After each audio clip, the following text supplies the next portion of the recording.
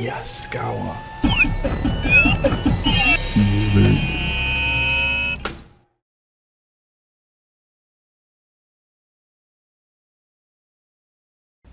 Good morning, everybody, and welcome to yet another Yaskawa Motion webinar.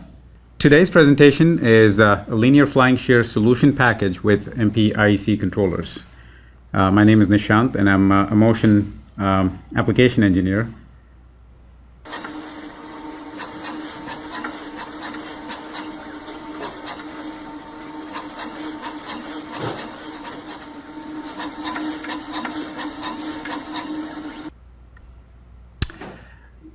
First of all, let's define the main components that make up a linear flying shear machine.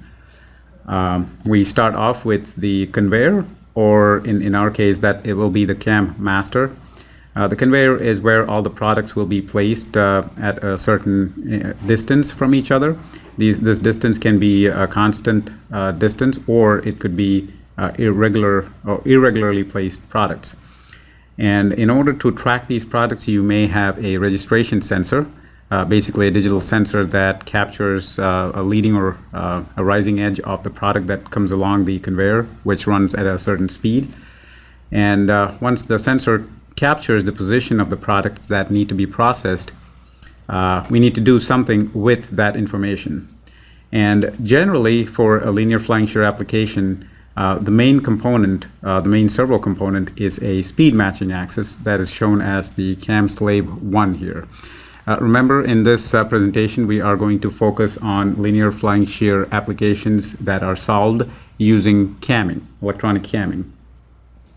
So in almost all linear flying shear applications, like bottle filling or cutting parts, or punching parts, you have a speed matching axis that essentially runs along with the master in the same direction, synchronizes with the master's speed for some distance, and then once the process is complete, comes back to its home position. You may or may not have a secondary servo axis, which can do the cutting or shearing or punching motion. And that is shown as the secondary axis in this picture here, which is cam slave 2. So in summary, you have your conveyor that runs along at a rated speed, and then you have a speed match axis, which initially is at home, and on giving it a command, it accelerates, matches speed with the master for a certain distance, and then decelerates, and then returns back to the home position where it started. You may or may not have a secondary axis, which again is at home when it begins, when motion starts. It performs its motion when the primary speed matching axis is in sync with the master. And that secondary axis may be a cutting axis or a punching axis or a shearing axis, or whatever process needs to be performed at whatever action needs to be performed at that for that application. Like I said before, this solution package that we are introducing uses camming for getting the motion for the synchronizing the slave axes with the master conveyor. And the first step there would be generating an appropriate cam for this motion. What we have done is we've tried to come up with a generic function block that will help you with generating this cam. If you look at the most common profile that's used for a linear flying shear, you can see that it is always an out and back profile, where the slave axis starts from a home position, as you can see there on the left, where you define your home position. It could be 0 or some other position, but generally it starts from a 0 position, or the home position, and then it accelerates to match speed with the master, travels along with the master at speed, and then decelerates and goes back to the home position. So there is a sync distance in there where the slave is matching speed with the master, running along with the master at the same speed, and that's where your operation has to take place. And that particular sync distance is characterized by a straight line profile in your cam profile. If you have a secondary servo that is also camming to perform its motion, the motion for that axis would be such that it maybe if it's an out and back cam, it goes out, does its cut or punch motion, and then comes back, all when the primary speed match axis is synced with the master. The rest of the time, that particular secondary axis is stationary.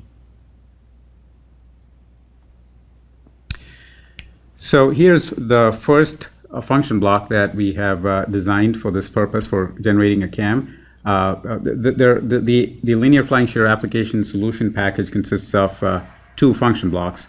The first one is the Linear Shear Cam Gen function block, which is used to generate the cam profile. The second function block, we'll talk about it later, which is basically used to get motion out of the slave axis. So let's concentrate on the first function block here, the Linear Shear Cam Gen function block. This is used to automatically generate the cam table for the primary speed matching axis. And you can see here the inputs are the first input that you have is your execute input, which triggers the generation of the cam profile on a rising edge. You have to give it a nominal part length, which is basically used as the master cycle for this cam profile. You have a master sync position, which essentially is the position in the profile where the straight line profile starts, and the corresponding position of the slave is the slave sync position at that point. The sync distance is the distance along with when the master and the slave are in sync. And there is also an input for max stroke, which is the maximum allowable physical stroke length. And this is a safety feature that has been added into this, such that after the cam profile has been generated, the maximum slave position is calculated and then compared with this input that the user provides, so that if the calculated cam profile goes above the maximum stroke input, there is an error created and an error ID would be shown, so that the user can go back and maybe correct the maximum stroke or make physical adjustments such that the linear flying shear, the speed matching axis can be given more of a stroke, allowable stroke to travel in. The output from this function block, the most important output from this function block, is the cam table ID, which will be used for performing the camming operation on the slave axis. So let's move on to the next function block, the second function block that we're going to use in this solution package. This is a linear flying shear function block. And once again, this linear flying shear function block is built using all the PLC open function blocks that you're all used to or you have used in the past, and also a few of the function blocks from the toolboxes. Now, all these have been put together. Logic has been written within this function block so that the user does not have to rewrite logic for creating an application, a linear flying shear application. This particular function block should take care of all the cam ins, cam outs, shifting, and whatnot within itself. So the user does not have to worry about when to shift or when to cam in, when to cam out, and all that. All that has been taken care of within this function block. I do have to say that the user has to provide a few inputs to this function block so that they can successfully operate their machine. This flying shear function block can be used with or without registration coming in, or without products being registered. If products are not being registered, you basically end up with an application where the flying shear makes products based on assumption that the products are spaced equally based on the part length that is provided in the cam table master. If registration is being used, that means that the user wishes to make corrective moves such that the products are processed, taking into consideration that they're unequally spaced between themselves. And this difference can be seen, or you can basically decide whether you want your application to use registration or not use registration with that particular input on this function block registration. So if you set it to true, that means that you are going to use a registration sensor to latch the parts coming in. Let's look at the first of the two kinds of flying shear applications, the one without registration. You have to essentially set the registration input to false, and there are a couple of var in-out structures in this function block which have to be defined with the correct data type. Although you are defining this, you do not have to populate it with valid data within these variables. You just have to define it so that the var inouts use those variables and do not come up with a compile error. This is data that is essentially used for the buffer and for making use of any registration type move. So if your application does not have registration or correction based on registration inputs, you do not have to worry about populating these variables data structures with valid data. You just have to define a variable name and define it with the correct data type and leave it at that. Like I said, only the definition of the variable name is required if you are not making use of the registration-based input. Another topic or another aspect I'd like to touch on is that there are some applications where secondary access may not be, or the secondary access that we talked about may not be used. If you're not using that secondary access and just using the speed matching access for your application, you can define the second slave input to be access ref 0, and also define the second table ID to be 0. So in that case, it'll just the function block will just ignore any motion for the second axis, for the secondary axis. For linear flying shear applications that involve registration or corrections based on registration, you have to define the registration input as true, and you also will have to define these two variables. The registration data input and the control data input will have to be entered by the user, and we will look at what data has to be entered by the user to make the application successful. The first one is the registration data input, or registration data structure. This is of data type product buffer struct. And for those of you who have used the product buffer function block from the PLC Open toolbox, you've already used this because this is the same data structure from that is being used in the product buffer, which is used to populate your buffer with product registration positions. Important inputs that are required for that data structure here in our application are the buffer size, which basically, the product buffer is essentially a circular buffer. So if you set it up for 20, it'll contain 20 valid data elements in that product buffer. There is a lockout distance that helps the user in locking out any false triggers or false registrations.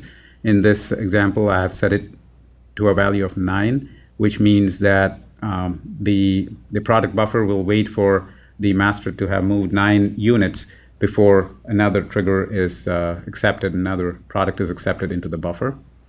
There is a sensor distance variable, which is in this example set at 14.3. This is the distance from the registration sensor to where the slave should start its motion.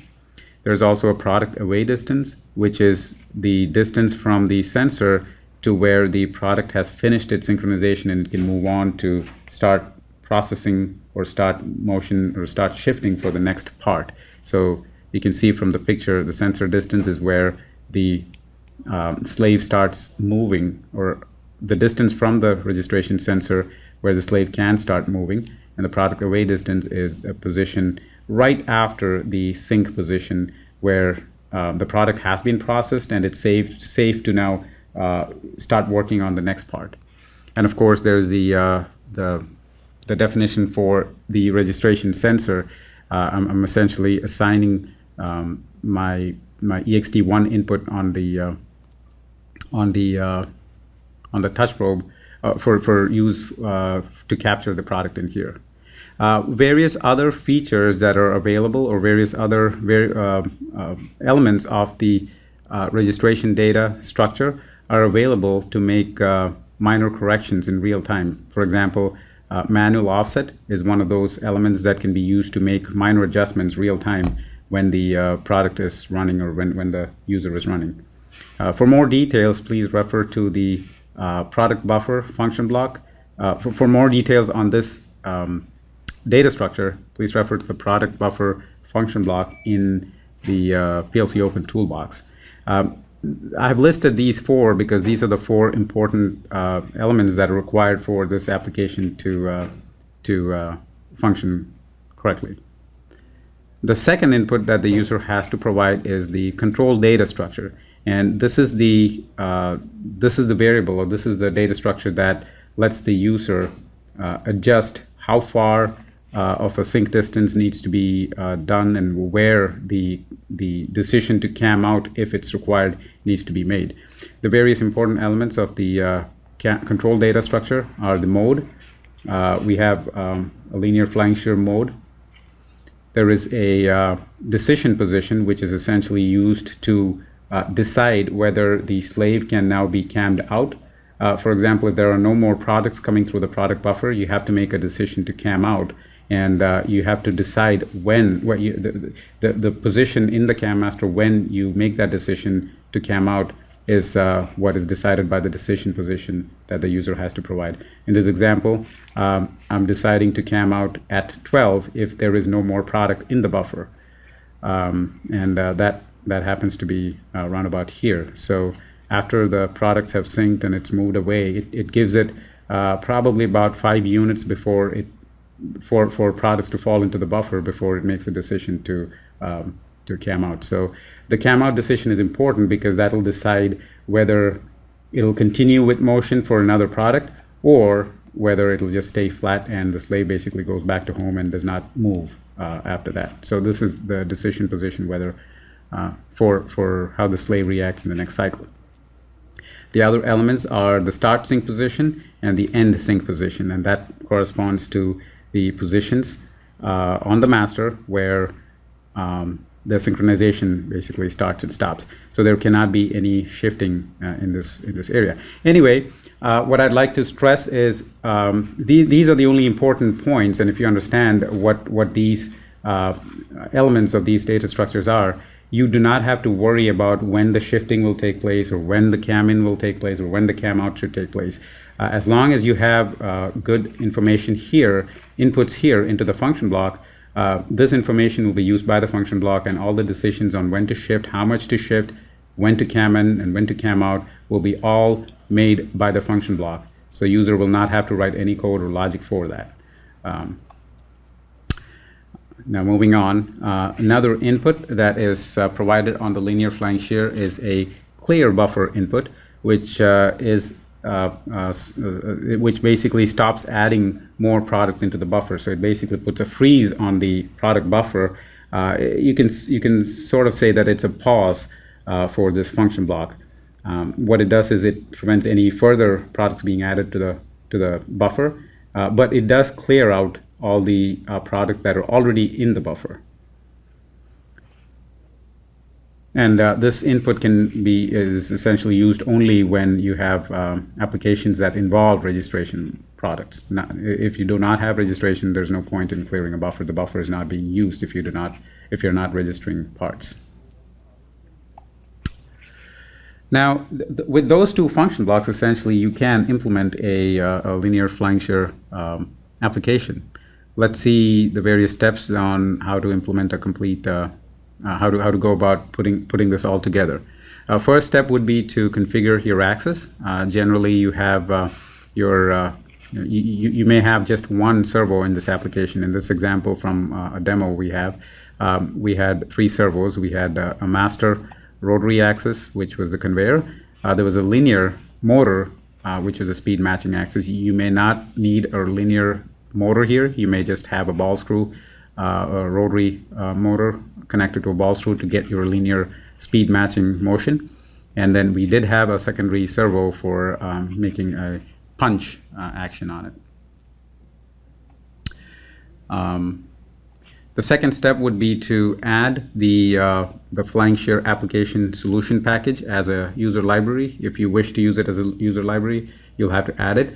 Another way of using the Flying Shear application solution package is to download the solution package and use that as a template into which you build in you put in other function blocks that are required in your application. I'd like to mention here that this solution package just involves or has only functionality that takes care of the linear flying shear motion and cam generation. It does not have other functions like servo enable or homing or emergency stop or all those kind of things are not part of the application solution package. Now the solution package has the two function blocks that generate a cam and that takes care of your flying shear motion. It does not, all other supplementary functionality will have to be added to your solution to your project. Either you can use the solution package as a template into which you add other functionality, or you can just add the flying shear solution package as a library.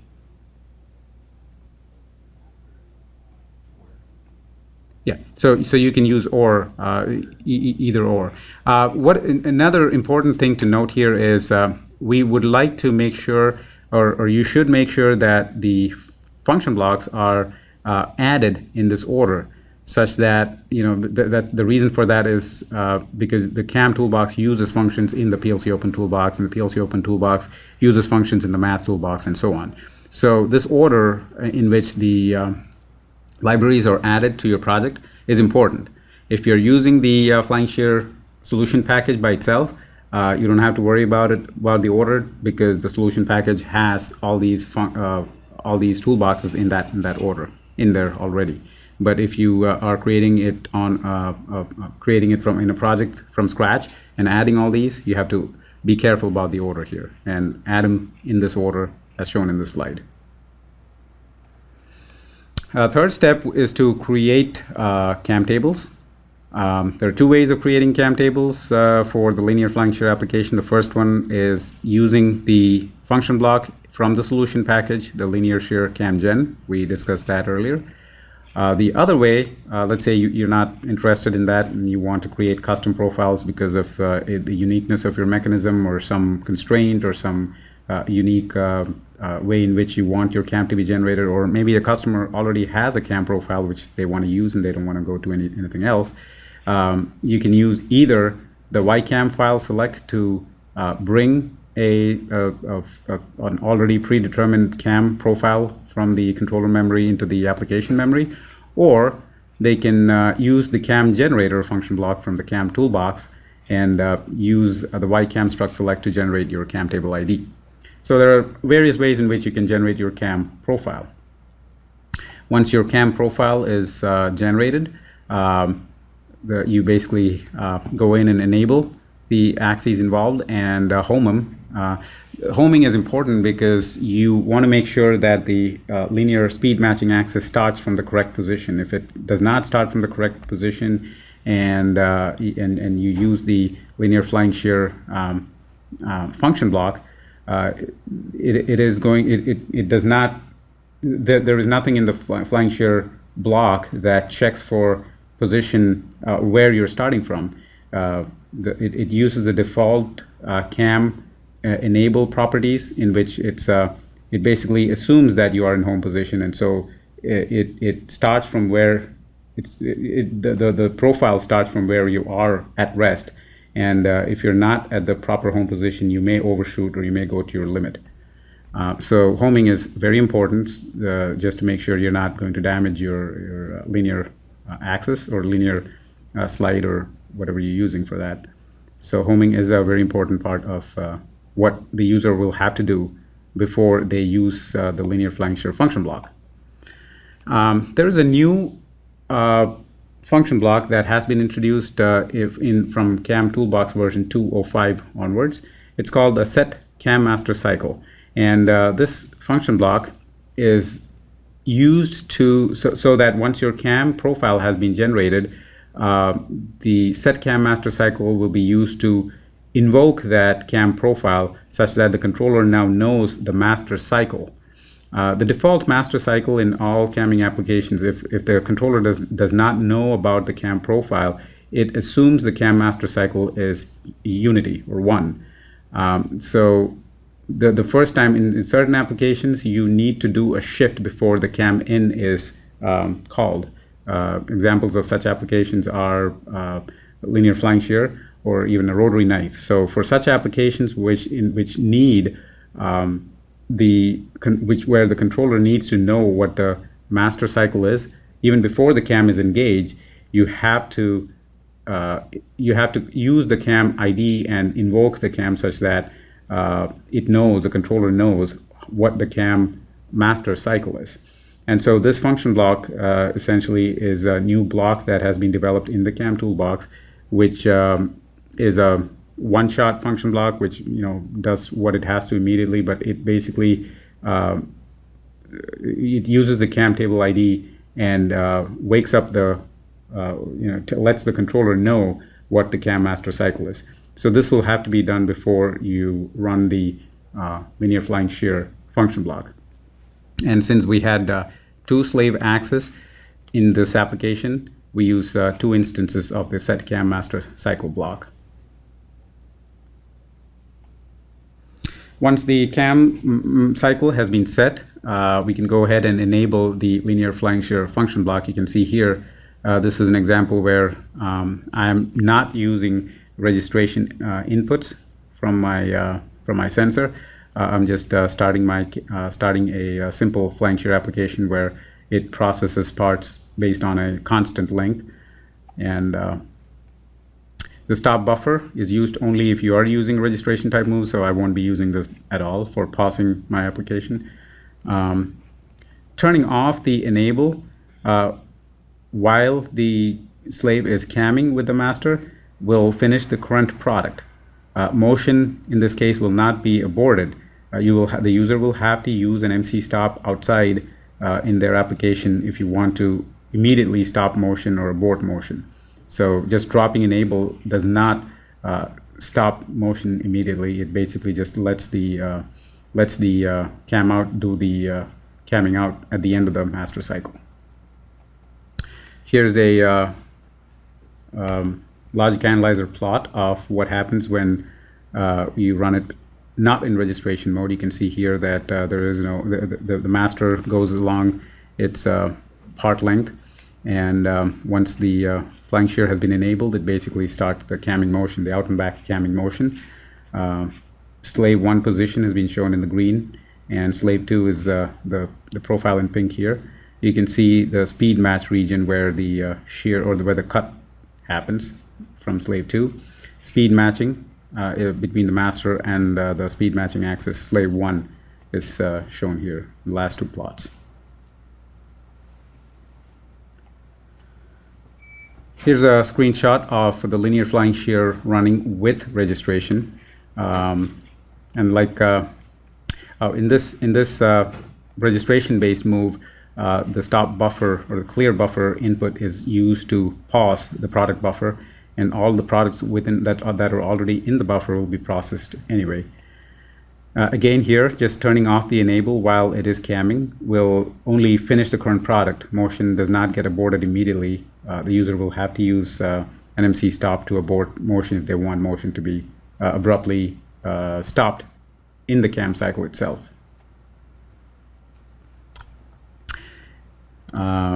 Here's the logic analyzer plot for the motion from the same function block with the registration turned to true. You can see the registration marks coming in and the shifting taking place in the master position, and the slave basically making its move based on the registration inputs that are coming in. There are 4 registration inputs that are shown in this picture, and 4 motion profiles, 4 cam motion profiles that are shown in this logic analyzer plot, you can see that there is a decision position of 12 set here, which essentially tells the function block that if there are no more products in the buffer and the master passes through 12 in its cycle, you basically can make a decision to cam out. And you can see here, it did go through 12. It crossed 12 and there was no product in the product buffer, so it made a decision to cam out at the end of that cycle. And so here it was cammed out, but after the decision to cam out was made, there was a product that came in, and that product basically was the shift for that product happened as soon as that cycle went over, and then it basically started motion for this product at this point. And here again, you can see that the shifting was, there was a positive shift, which meant that the products were coming in, there was a shorter product coming in, there was another shorter product here, which is clear from the product buffer. Here's a screenshot of the elements in the product buffer. You can see that the difference between product 9 and 10 was just 13 inches. The part length was, the default part length was 18 inches. So when products came in at the interval of 13 inches, you have a positive shift, which meant that the slave basically had to hurry back to its home position, as you can see here and here.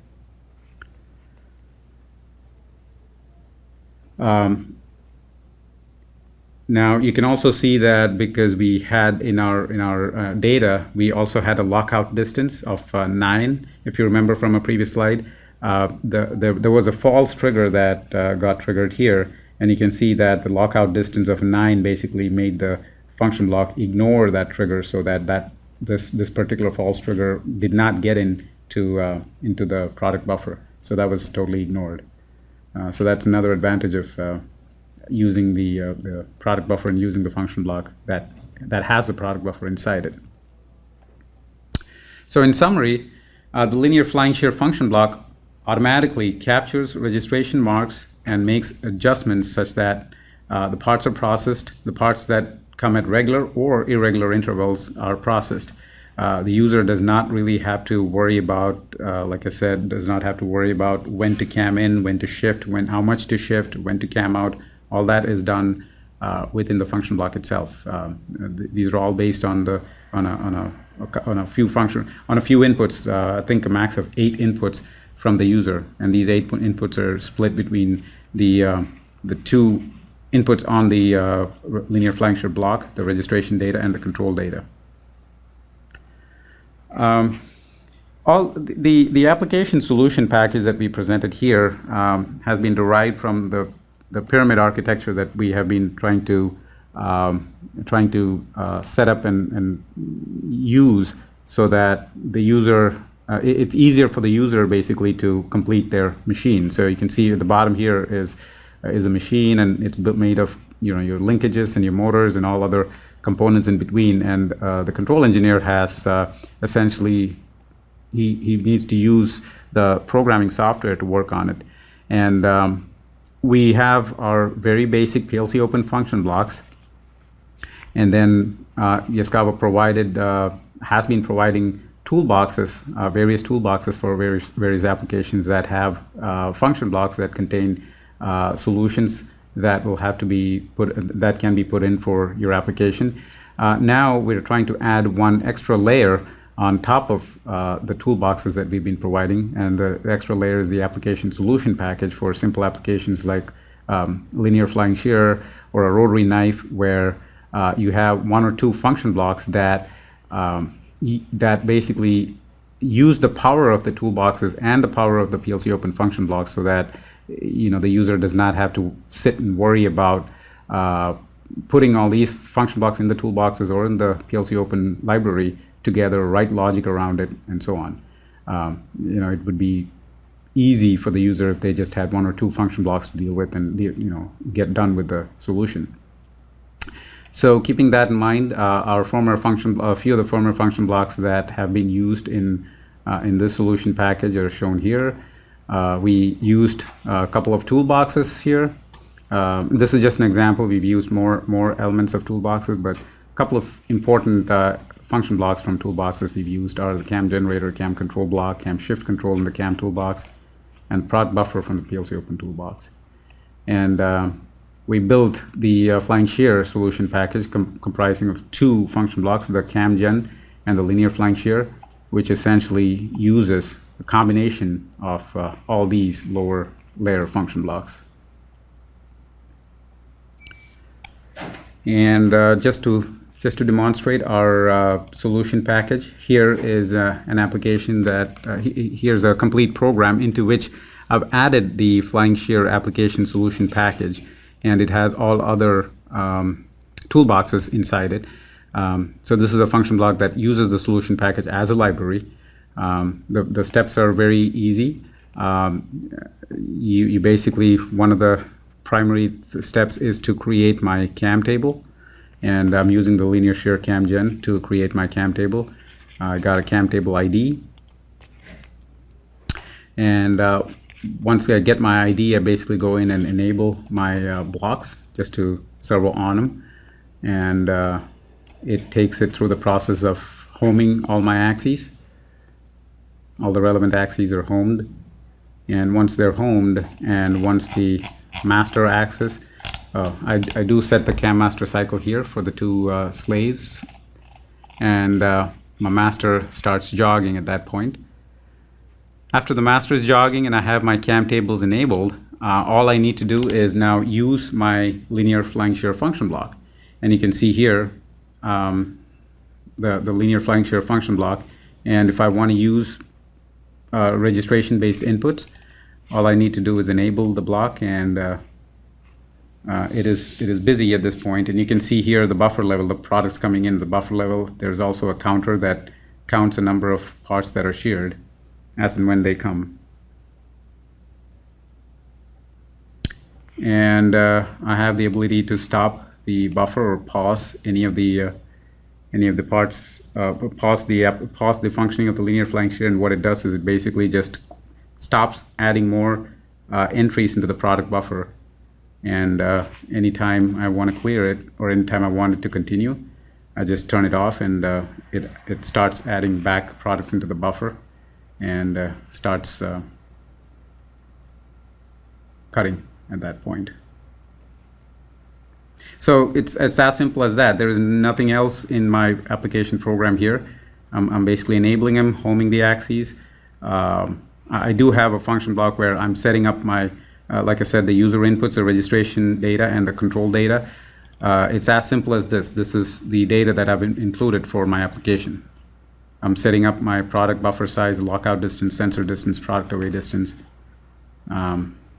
start sync position, end sync position, and decision position. That's all I have. And that is what is being used to run this whole function block.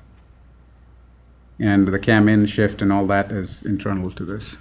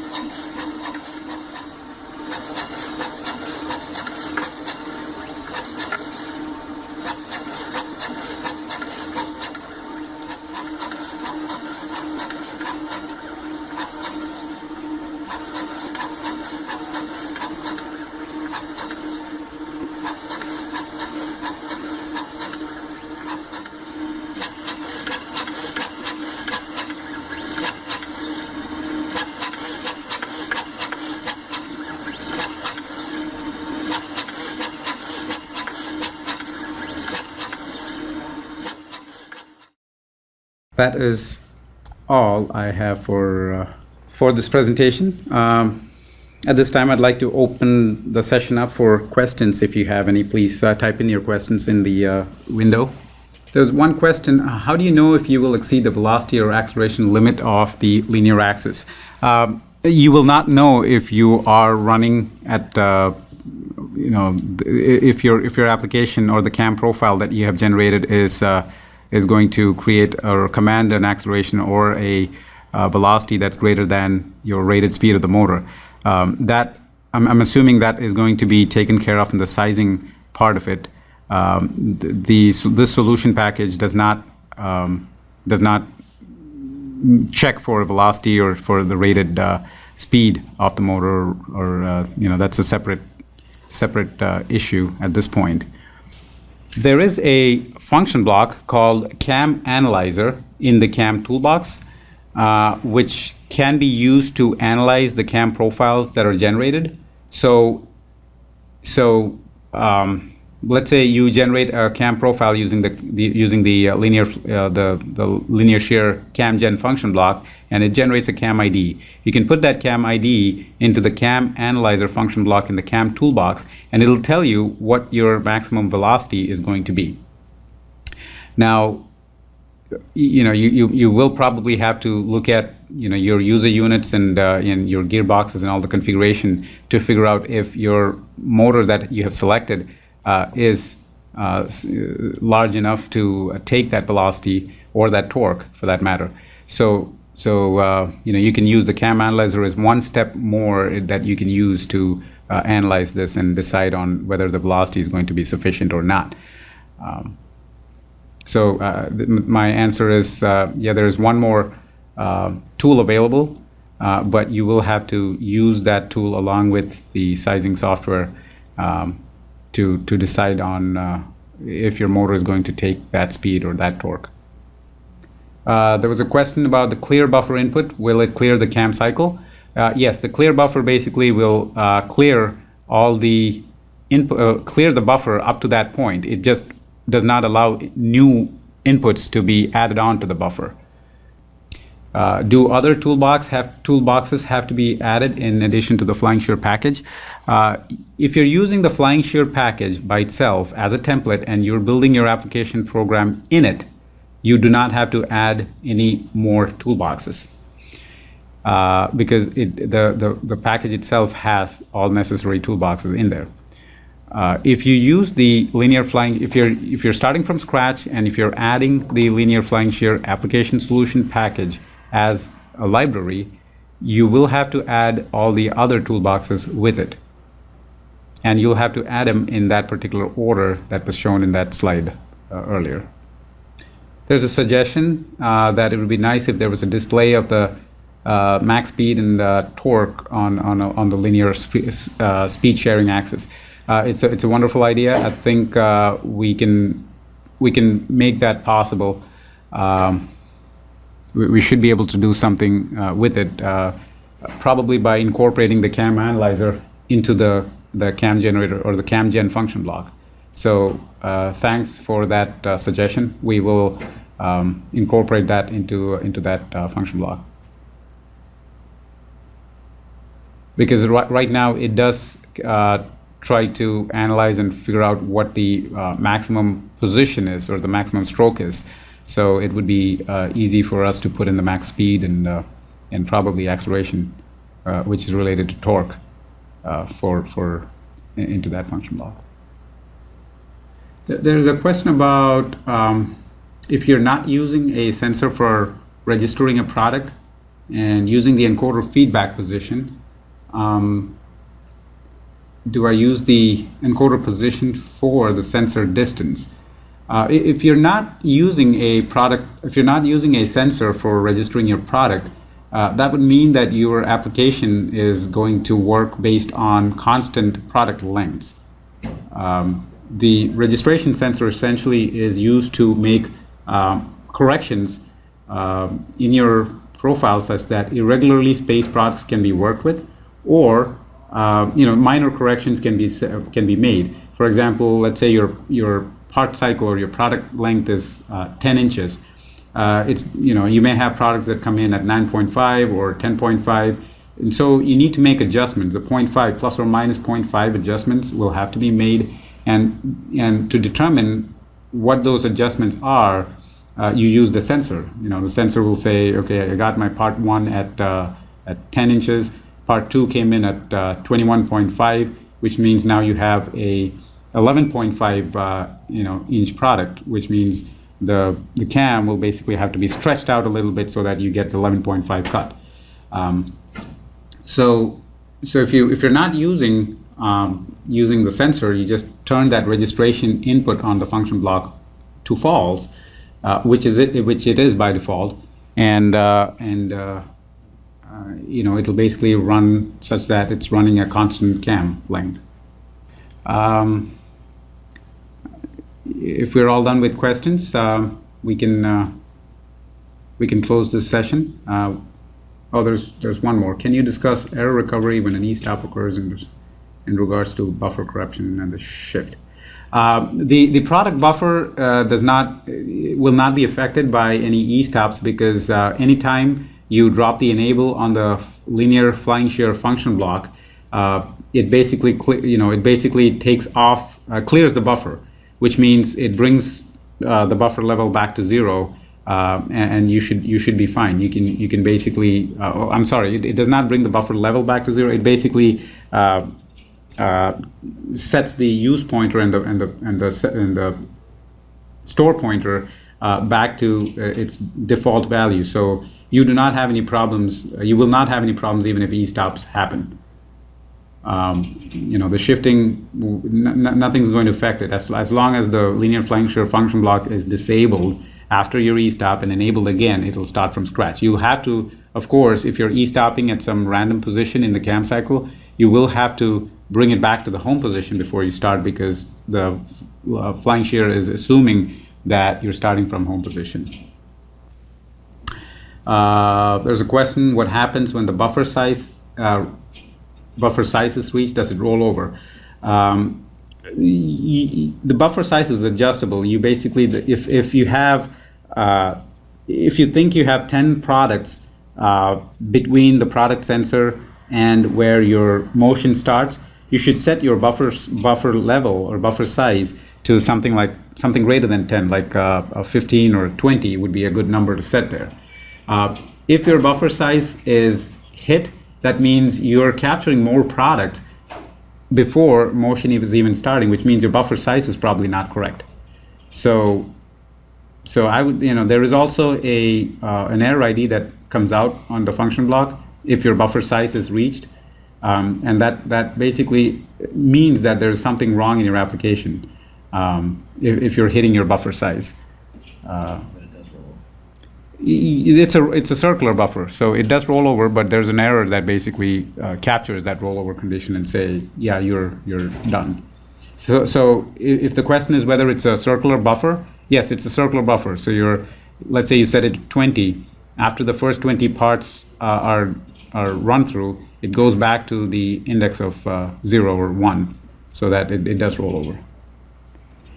There's a question about the number of how many cam table IDs you can have. Again, there is no limit on the number of cam table IDs you can. There is a possibility of running over memory. There was another webinar almost a month ago that talked about the memory sizes of the various MPIC controllers and the number of cams that you can have in the memory. But the solution for not just for unmanaged cam table IDs is using the cam table manager. The cam table manager will let you choose how many active cams you want to keep in your memory, and the manager will the cam table manager function block will automatically blow out the memory from all unused cam IDs. So please refer to that webinar on how many cams you can have before your memory in the controller runs out. But I would also add that you should look at the cam table manager function block to clear out any memory that's being used up by cams that are not being used at present. So if you keep clearing out old memory from cam tables, then you're basically relieving or getting more space for newer cam tables. I don't see any more questions at this point. So we're going to close this webinar. Once again, thank you for attending, and stay tuned for more presentations from Yaskawa Motion Division. Thanks for attending.